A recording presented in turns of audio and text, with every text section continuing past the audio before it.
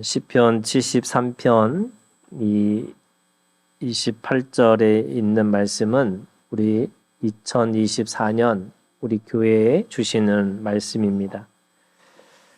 하나님께 가까이 함이 내게 복이고 그리고 그걸 통해서 전파하는 삶으로 살겠다라고 하는 것이 오늘 이 28절의 내용입니다.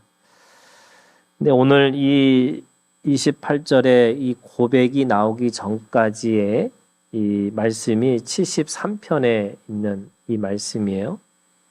73편에 있는 말씀이 이 아삽의 시라고 해서 그 아삽이라고 하는 기도자가 세상을 바라보고 또 자신의 믿음을 지켜내면서 살다 보니까 세상이 자기 뜻대로 또 말씀대로 이렇게 되어지지 않는 그런 현실들을 보고 있는 겁니다. 이 아삽이라고 하는 이 시인의 기도는 어떻게 보면은 가장 인간다움 또는 사람이 살면서 겪어야 되는 그런 고통과 그 고난에 대한 이야기를 외면하지 않고 그 안에서 하나님이 뭐라고 말씀하시는지를 그 안에서 찾으려고 하고 있는 겁니다.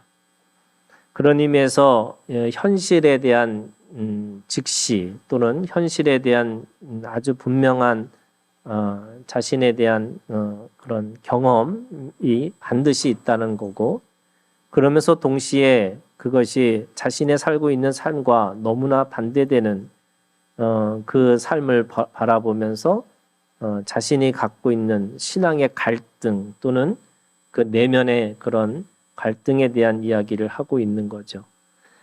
3절에 있는 말씀에 보면 73편 3절에 내가 악인의 형통함을 보고 이렇게 됐습니다. 그러니까 세상이 악인은 망하고 의인은 더 잘 돼야 되는데 세상을 들여다볼수록 악인의 형통함이 있다 이렇게 얘기합니다. 그냥 형통함이 아니고요. 거기에 뭐가 있냐면 지금 말씀해 보면 4절에 그들은 죽을 때도 고통이 없고 그 힘이 강건하며 5절에 사람들이 당하는 고난이 그들에게는 없고 사람들이 당하는 재앙도 그들에게는 없나니. 그러니까 악인이 너무 잘 나가는 거예요. 고난도 없고 재앙도 없어요. 더구나 죽을 때도 고통 없이 잘 죽어요. 이게 지금 하나님을 믿고 있는 이 아삽이라고 하는 이 사람의 보고 있는 현실인 거예요. 그러면서 내 자신을 바라보니까 나는 또 거꾸로 이 악인의 반대로 너무 힘든 거예요. 그게 14절, 16절 그걸 이야기하고 있어요. 14절 나는 종일 재난을 당하며 아침마다 징벌을 받았도다. 16절 내가 어쩌면 이를 알까 하여 생각한즉 그것이 내게 심한 고통이 되었더니. 자신은 피하려고 피해도 계속 재난이 오는 것 같고 또 자기는 잘하려고 했는데 징벌을 받고 있는 것 같고 그런 외적인 그런 환경에 처한 것뿐만 아니라 내면으로는 심한 고통이 그 안에 있다는 거예요. 그러니까 지금 이 아삽이라고 하는 이 사람은 내가 분명히 믿고 있고 하나님을 내가 잘 말씀대로 살려고 하고 있는데 말씀대로 살지 않는 저 사람은 왜 저렇게 잘 될까? 나는 왜 반면에 왜 이렇게 안 될까라고 하는 것에 대한 그런 자기의 심령을 토로하고 있는 이 말씀이 이 73편에 있는 말씀이에요. 이 사람이 어느 정도로 이 악인이 얼마나 잘 사느냐면요. 7절에 보세요. 제가 제일 좋아하는 말씀 중에 하나입니다. 시편 73편 7절에 보면 그 악인은 살찜으로 그들의 눈이 솟아나며 그들의 소득은 마음의 소원보다 많으며. 그러니까 우리는 이게 뭐 지금은 이제 나라가 이게 선진국이 되면 될수록 이게 마른 사람이 건강한 사람이고 부자지만 옛날에는 못 먹을 때는 살찐 사람이 부자고 잘 나가는 사람들이잖아요. 근데 얼마나 살이 쪘냐면 눈이 튀어나올 정도로 살이 쪘어요.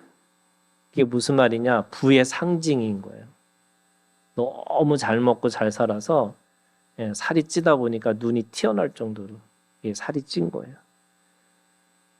그 뒤에 있는 말씀해 보세요. 그들의 소득은 마음의 소원보다 많으며. 내가 요만큼 벌어야지 하는데 그들은 더 많이 버는 거예요. 생각하는 것보다. 야, 이거 뭐 그렇잖아요, 여러분. 이 악인이 이렇게 잘 나가고 악인이 이렇게 보기에도 너무 좋고 더구나 죽을 때 뭔가 죽을 때 되면 이제 마지막에는 뭔가 잘못돼야 되는데 하는데 죽을 때도 너무 편안하게 돌아가신 거예요.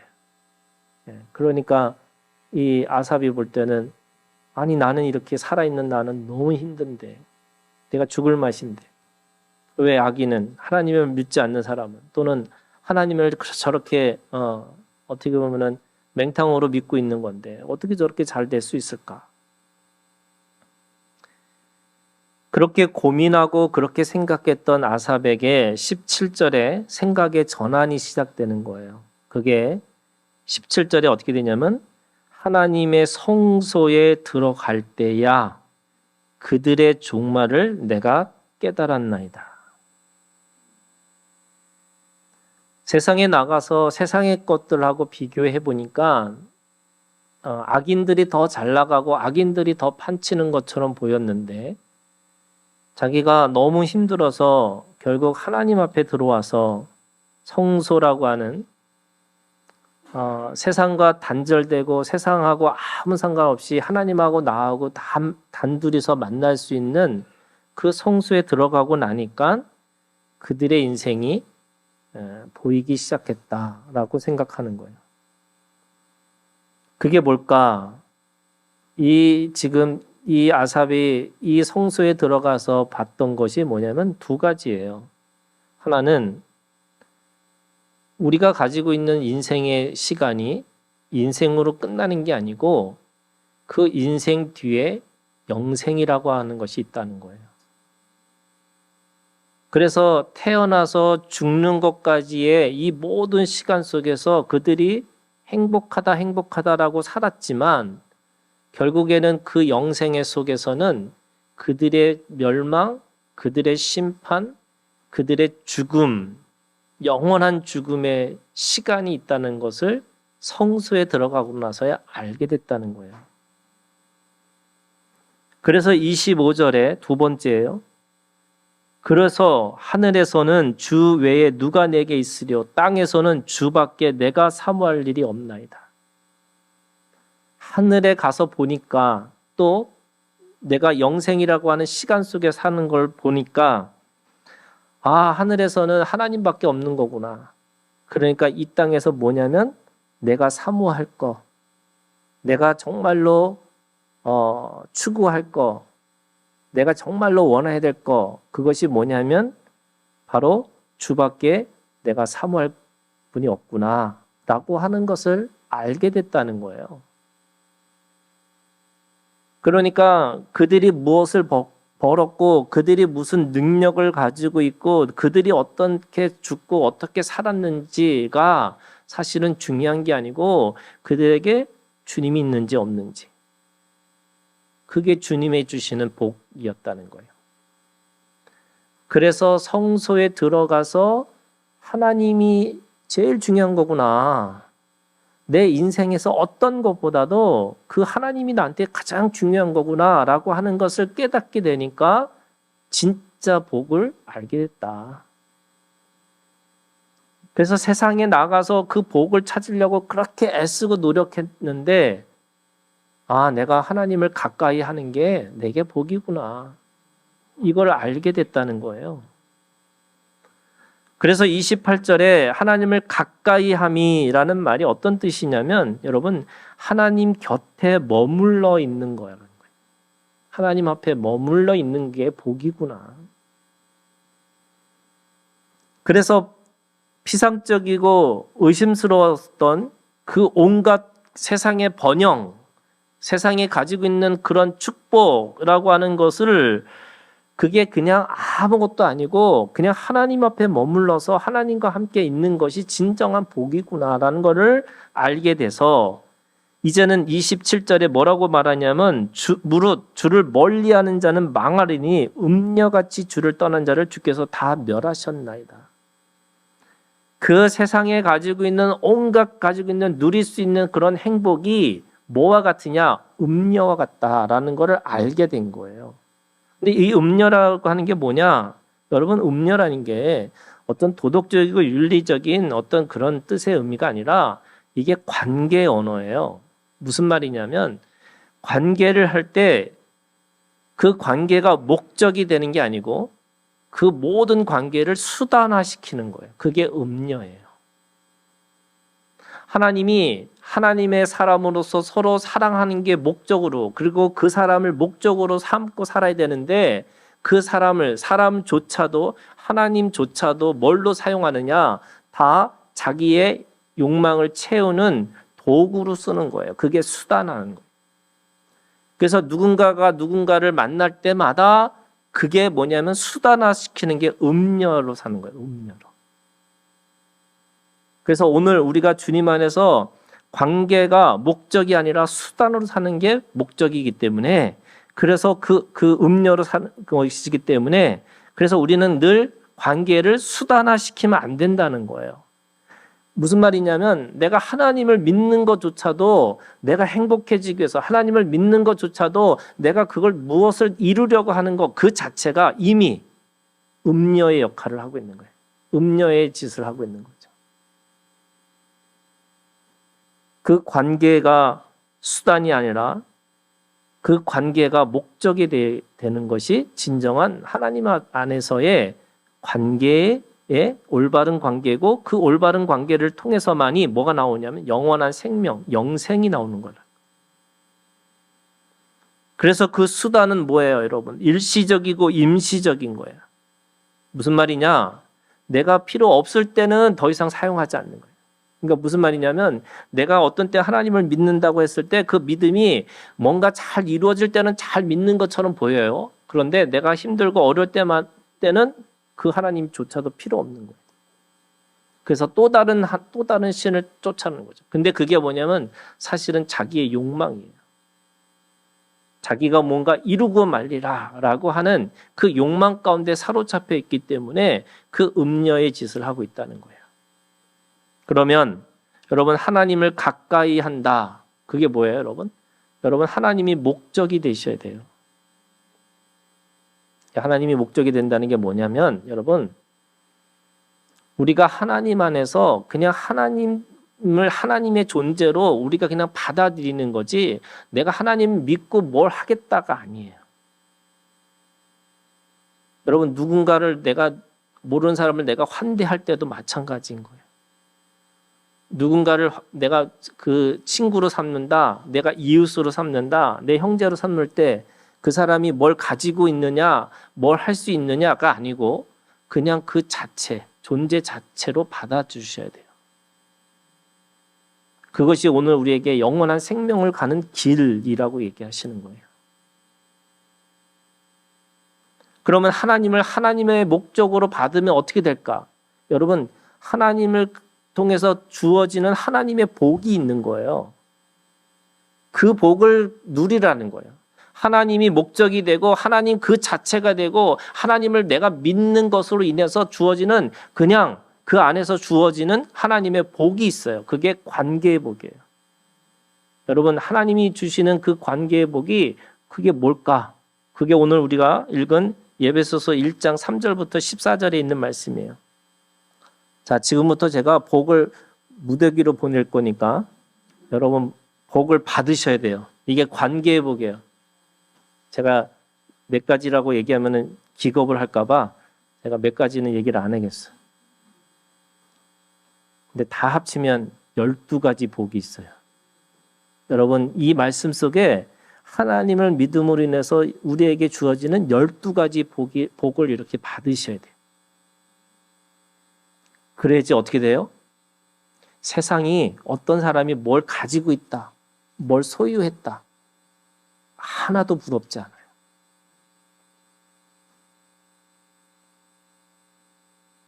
지금 아삽이 성소에 들어가고 나서야, 하나님과 온전한 관계를 하고 나서야, 세상이 하나도 부럽지 않구나. 세상에 어떤 것도 부럽지 않다라는 그 고백이 그 안에서 있었다는 거예요.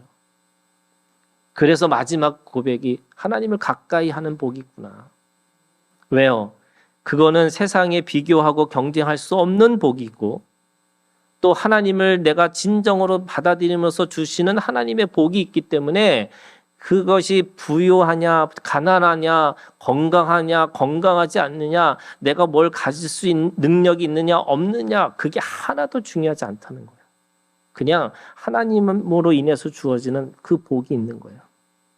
자, 12가지 복을 받을 준비가 되셨어요? 네. 이 새해 이 12가지 복을 여러분 꼭 기억하시고, 하나님이 나한테 이 복 주신 거다. 잘 믿고 잘 안 믿고 이거 아니에요, 여러분. 그냥 하나님을 아멘하고 받으면 그냥 하나님이 주시는 그냥 복이에요. 관계의 복이에요. 자, 첫 번째. 이 에베소서 1장 3절에 이렇게 얘기하고 있어요. 여러분, 신령한 복을 주시는 거예요. spiritual blessing이라고 그래요. 여러분, 하나님이 우리한테 신령한 복을 주셨는데 그 첫 번째가 뭐냐? 4절에 이렇게 돼 있어요. 창세 전에 그리스도 안에서 우리를 어떻게 하냐면 선택하셨어요. 하나님이 나를 선택한 복이 있어요, 여러분. 이게 뭐냐면, 여러분, 우리가 어딜 가든 뭘 하든 하나님이 나를 선택하셨어요. 이거를 다르게 얘기하면 하나님이 먼저 우리를 사랑하신 거예요. 여러분, 하나님은 우리에게 뭐 하셨냐면 사랑을 주기로 작정하셨어요. 그래서 하나님이 우리에게 뭐 하기를 원하시죠? 하나님은 사랑이시기 때문에 먼저 하나님의 사람들, 하나님하고 관계하는 자에게 주시는 게 영원한 사랑을 주시는 거예요. 그게 뭐예요? 선택하셨다는 거예요. 언제요? 창세 전에. 이쁜 짓, 미운 짓, 내가 이걸 해서, 이걸 안 해서 아니에요. 창세 전에 하나님께서 나를 선택하셨어요. 두 번째 복이에요. 여러분, 두 번째 복이 뭐냐면 4절에 우리로 사랑 안에서 그 안에서 거룩하게 하시길. 하나님은 우리를 어떻게 하신다고요? 거룩의 복을 주셨어요. 그래서 여러분, 내가 노력하고 악해지고 하려고 해도 안 되는 거예요. 왜? 하나님의 노력이 더 세요. 하나님이 복이 더 세요, 여러분. 무슨 말이냐? 하나님 나를 거룩하게 만드시는 거예요. 하나님이 나한테 거룩의 복을 주세요. 세 번째, 그 거룩하게 하고 그 다음에 뭐예요? 흠이 없게 하시려고. 여러분, 하나님의 앞에서 내가 늘 부족하죠. 틈이 있어 보이고 먼지처럼 내가 늘 뭔가 죄 가운데 있는 것처럼 보이지만 하나님은 계속해서 우리를 어떻게 하시냐? 깨끗하게 하시고 거룩하게 하시고, 그래서 그 흠 있는 것들을 메꾸시고 채워주시기를 원하고 계시는 거예요. 여러분, 그 복이 있어요, 우리한테. 제가 50이 넘어서 보니까 이 사람들하고 이렇게 부딪히는 거를 제가 요즘에 너무 힘들어 하더라고요. 이 갈등이 힘든 거예요. 옛날에는 갈등이 하나도 안 무섭지 않았거든요. 근데 갈등이 무서우니까 내가 이 갈등을 내가 이걸 해야 되나 말아야 막 고민하고 있는 속에서 내가 알았어요. 내가 참 성격이, 죄송합니다, 더러운 걸 알게 됐어요. 더 깨닫게 됐어. 그런데 여러분, 그럴 때 내가 힘들고 어렵고 그래서 좌절하고 실망하고 이런 속에서도 내가 하나님이 주시는 복이 있다는 걸 알게 됐어요. 그게 뭐예요? 나를 흠이 없게 하시려고. 하나님께서 나를 계속, 그게 하나님 아버지가 나한테 하신 일이에요. 그래서 우리는 하나님이 흠이 없게 하시는 복이 있다고 말씀하세요. 선택하셨고요, 거룩하게 하셨고 흠이 없게 하시는 이 복을 가지고 있는 자에게 마지막에 오늘 말씀의 5절에 이렇게 얘기하겠습니다. 예수 그리스도로 말미암아 자기의 아들들이 되게 하셨으니. 네 번째 복이에요. 여러분, 하나님이 우리를 아들 되게 하셨어요. 이게 뭐냐? 하나님의 나라의 유업을 이어받을 자, 상속자로 우리를 세워주셨다는 거예요. 여자, 남자 아니에요, 여러분. 이 아들들이 됐다는 말은 누구든지 모든 믿는 자들에게 주시는 복이에요. 하나님의 나라와 하나님의 것들을 유업으로 받을 수 있는 아들, 상속자가 됐다. 그런 상속자로서의 아들의 복이 우리한테 있다는 거예요. 그러면 여러분, 하나님 아버지께서 선택하시고 거룩하게 하시고 흠이 없게 하셔서 자기의 아들 되게 하시는 이 복을 어떻게 하라고요? 누리시라고요. 2024년 여러분, 이 복이 있으셔야지만 우리가 세상의 비교와 세상에 가지고 있는 것으로부터 이길 수 있다고 말씀하시는 거예요. 자, 네 번째, 다섯 번째는 예수 그리스도가 주시는 복이에요. 그게 뭐냐면 7절에 있는 말씀에 보면 우리는 그리스도 안에서 그의 은혜의 풍성함을 따라 그의 피로 말미암아 속량 곧 죄사함을 받았느니라. 아멘. 여러분, 죄사함을 받는 복이 있어요. 이거는 어떤 복이냐면 이 속량은 아담으로부터 내려오는 우리가 늘 내가 가지고 있는 인간적인 한계, 사람의 노력으로 될 수 없는 이 죄 가운데 있는 이 삶, 이 모든 것들을 예수님이 그 속량, 값을 치르셨고 피로 덮으셨고, 그래서 은혜로 말미암아 우리는 이제는 죄 없는 하나님의 의인이 됐다고 말씀하시는 거예요. 그래서 의인의 복이 있어요, 여러분. 내가 여러분 의인이에요.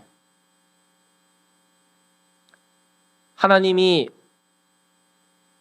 자신이 자기의 생명을 완전히 내어주시면서 네가 가지고 있는 네 인생의 그 모든 그 한계를 내가 대신 짊어지고 내가 끝내겠다고. 이것이 죄사함의 속량. 하나님이 우리를 죄를 용서하시겠다고 말씀하시고 죄의 한계를 넘어갈 수 있도록 우리를 도와주시겠다고 말씀하시는 거예요. 그러면 어떻게 되느냐? 8절, 두 번째, 네 번, 여섯 번째 복이에요. 8절, 이는 그가 모든 지혜와 총명을 우리에게 넘치게 하사. 여러분, 세상의 지혜와 세상의 총명이 우리 가운데 있다고 말씀하시는 거예요. 그게 지혜와 총명의 복이에요. 이게 뭐냐면요, 여러분, 세상을 분별하는 영이에요. 우리가 세상을 분별할 수 있는 뭐가 더 중요한 건지, 세상에 어떤 것이 더 소중한 것인지, 세상에 어떤 것이 가장 필요한 것인지를 그거를 바라볼 수 있고 그걸 인식할 수 있는 지혜와 총명의 복을 우리에게 주신다라고 말씀하세요. 그러고 나니까 어떻게 되느냐? 이게 제가 몇 번째인지 모르겠네요. 8번째. 일곱 번째예요? 네. 7번째. 죄송합니다. 7번째. 자, 7번째 복이 뭐냐? 10절에 있는 말씀이에요. 하늘에 있는 것이나 땅에 있는 것이 다 그리스도 안에서 통일되게 하려 하십니다. 하늘과 땅이 하나 되게 하는 복이 있다는 거예요. 자, 이게 무슨 말이냐면 여러분, 세상에서 우리가 아무리 노력해도 땅에 있는 사람들이 노력해도 하늘에 미치지를 못해요. 그런데 내가 하나님을 선물로 받고 하나님하고 관계하는 순간에 내가 땅에서 하는 그 모든 것들이 하늘에서 똑같이 그것이 이루어진다고 말씀하시는 거예요. 그래서 예를 들면 이런 거예요, 여러분. 이 땅에 이 하나님을 알지 못하는, 이 하나님과 관계하지 않는 사람들은 인생을 광야에서 사는 거예요. 아무리 밟아도 그 땅은 그냥 죽은 땅이에요. 아무리 밟아도 그 땅은 전갈과 뱀으로 늘 위협받는 땅이고, 늘 그 안에서 굶주리고 내가 목마르고, 그래서 하늘만 바라볼 수밖에 없는 땅인데, 가나안 땅에 들어가는 순간에 그 발로 밟는 땅이 다 내 땅이 되고 내 땅이 되신다고 말씀하시고, 네가 씨를 심으면 그 안에서 30배, 60배, 100배의 결실을 맺고 살아갈 수 있는 땅이 가나안 땅이라고 말씀하시는 거예요. 이게 무슨 말이냐? 내가 예수 그리스도와 관계하는 순간에 여러분 여기서 하는 그 모든 일들이 이제 하늘과 연결되어 가지고 그 하늘에서 하는 모든 것들에 영원한 것들로 남아 있을 거라고 말씀하시는 거예요. 그래서 오늘 내가 하는 그 한마디 한마디가 하늘에서 쌓이는 거예요. 하늘 창고에 쌓이는 거예요. 그래서 오늘 우리가 주님 안에서 관계하는 걸 통해서 어떻게 되느냐? 이제는 내가 하는 그 모든 것들이 여러분 하나님의 일이 되는 거예요. 여러분 이것을, 이 복이 있다는 걸 여러분 이거를 알아야지, 이게 밑빠진 독이 아니라 하나님 앞에 채워지는 복이 우리 가운데 있다는 거예요. 8번째, 맞죠? 네, 8번째. 그래서 어떻게 되느냐? 11절. 모든 일을 그의 뜻의 결정대로 일하시는 이의 계획을 따라 우리가 예정을 입어 그 안에서 뭐가 됐어요? 기업이 되었으니. 기업의 복이 있어요. 이 기업의 복이 되는 게 뭐냐면, 우리가 하나님 안에서 하나님의 나라가 오늘 하나님 앞에 상속자 아들 되게 하시면서 그 실제로 하나님의 것이 우리의 것이 됐다. 하나님의 나라가 내 것이 됐다. 이렇게 말씀하시는 거예요. 하나님과 관계하지 않는 사람에게는 하나님의 나라가 하나님의 것이에요. 나하고 상관없어요. 그런데 하나님을 믿고 하나님하고 관계하는 순간에 하나님의 나라가 오늘 나의 것이 된다고 말씀하세요. 그게 기업이 됐다는 거예요. 8번째 복이. 자, 9번째. 성령이 주시는 복이 있어요. 그 성령이 주시는 복이 13절. 그 안에서 너희도 진리의 말씀 곧 너희의 구원의 복음을 듣고 그 안에서 또한 믿어 약속의 성령으로 뭐 했다고요? 인치심을 받았다. 자, 인치심이라는 게 도장을 찍은 건데 뭐냐면, 하나님이 우리가 하나님의 것이라는 거를 하나님의 문서, 하나님의 생명책, 거기에 정확하게 기록되는 복이 있다는 거예요. 여러분, 내가 내 아들이라 할지라도 호적에 있어야 되는 거예요. 그리고 그 아들이 나와 함께 사는 거예요. 그런 것처럼 하나님이 나한테 공식적으로 내가 그렇게 너는 내 것이야 라고 인쳐주시는 하나님의 복이 있다는 거예요. 그게 누가 하셔요? 성령이 하시는 복이에요. 자, 그러면 10번째죠. 10번째. 그러고 나니까 14절. 이는 우리 기업에 뭐가 되냐면 보증이 되사. 이게 보증이라는 게 뭐냐면 과거, 현재, 미래. 그래서 과거에 하나님께서 창세전에, 현재 예수 그리스도가 역사 속에 오셔서 우리 가운데 오셔서 하셨어요. 그러면 이제 모든 죽어서까지의 모든 영생의 시간까지 하나님께서 어떻게 하시냐? 보증해 주신다는 거예요. 그게 미래의 구원에 대한 확신이 있는 거예요. 2024년 그 시간이 가려져 있어요, 여러분. 그래서 어떤 사람이 어떤 삶으로 살을지 아무도 몰라요. 그러나 여러분, 이 보증의 복이 있기 때문에, 그렇죠? 우리가 하나님 안에서 2024년에 기대와 소망을 하고 있는 거예요. 왜? 보증해 주실 거니까. 이게 미래의 사건에 대한 하나님에 대한 우리에 대한 확신이 이 보증의 복이 있다는 거예요. 자, 11번째죠. 14절. 그 얻으신 것을 속량하시고, 예수 그리스도의 속량과 성령의 속량이 달라요. 성령께서 속량은 뭐냐면, 예수님은 아담의 죄에 대해서 우리한테 속량하셨다면, 오늘 우리가 순간순간 살아가면서 느껴지는 게 있잖아요. 내 연약함, 내 부족함.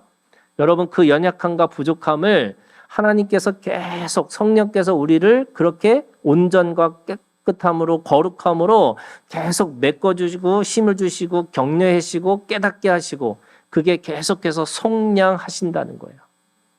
그래서 우리는 날마다 자라나는 거죠. 날마다 자라나는 복이 있다는 거예요. 믿음이라는 게 여러분 자라나셔야 돼요. 온전과 완전으로 자라나시는 이 복이 있어야 되는데 이 온전과 완전에 자라나는 이 복이라는 게 하나님께서 성령께서 우리 가운데 계속 속량해 주시는 이 복을 경험해야지만 있어야지만 이걸 할 수 있다는 거예요. 마지막으로 오늘 이 3절부터 14절까지 전체에 뭐가 있냐면 하나님께서 신령한 복이라는 게 뭐냐? 여러분 영생의 복이 있다는 거예요. 우리가 태생, 어머니 뱃속에 생명이 있어요. 인생, 우리가 육신으로 살아가는 삶의 이 시간이 있어요. 그런데 여러분 태생과 인생도 있지만 영생이 있어요. 우리에게 주시는 하나님의 복이 영생의 복이 있다고 말씀하시는 거예요. 그럼 어떻게 해야 돼요, 여러분? 예수 그리스도, 오늘 그분이 나의 주인, 나의 하나님이라고 여러분 그렇게 믿고 내가 그것을 인정하고 그 삶에 대해서 내가 신뢰하고 위임하고 위탁하는 순간에 하나님께서 우리에게 주시는 복이 있다는 것을 여러분 기억하셔야 돼요. 그래서 2024년 저는 이런 거 여러분 2024년 세상에 가지고 있는 여러 가지 것들과 비교하고 경쟁하는 게 아니라 여러분 오늘 이 12가지의 이 복을 여러분 늘 책임질하기를 2024년 우리에게 주시는 말씀이에요. 하나님이 나를 선택하셨고 하나님이 나를 거룩하게 하실 거고 흠이 없게 하셔서 아들 되게 하셔서 오늘 내 삶의 죄사함과 지혜와 총명과 그리고 하늘과 땅이 하나 되게 하셔서 그 하나님의 나라가 우리의 기업이 되게 하셨고 그래서 인치어 주시고 보증하시고 속량하셔서 이제는 영원한 생명으로 그 복을 누리고 살아가는 하나님의 사람이 되었다. 과거형이에요, 여러분. 될 것이 아니에요, 여러분. 이미 되었다. 그래서 이 복을 늘 12가지 이 복을 계속 책임질하세요. 힘들고 어려울 때마다 이 아삽이 성소에 들어가서 뭐를 깨달는 거냐? 이 12가지 복을 깨달은 거예요. 그래야지 세상이 아무리 어떤 상황이 있어도 자족하는 힘이 생기는 거고 그리고 비교하고 경쟁하지 않기 때문에 그 안에서 하나님 앞에서 진정한 자유함과 행복함과 그리고 평안함으로 살아갈 수 있다. 이 말씀하고 있는 겁니다. 여러분 오늘 이 12가지 이 복을 하나님 안에서 누리고 살아가는 오늘 우리가 되기를 주님의 이름으로 축원합니다. 기도하겠습니다.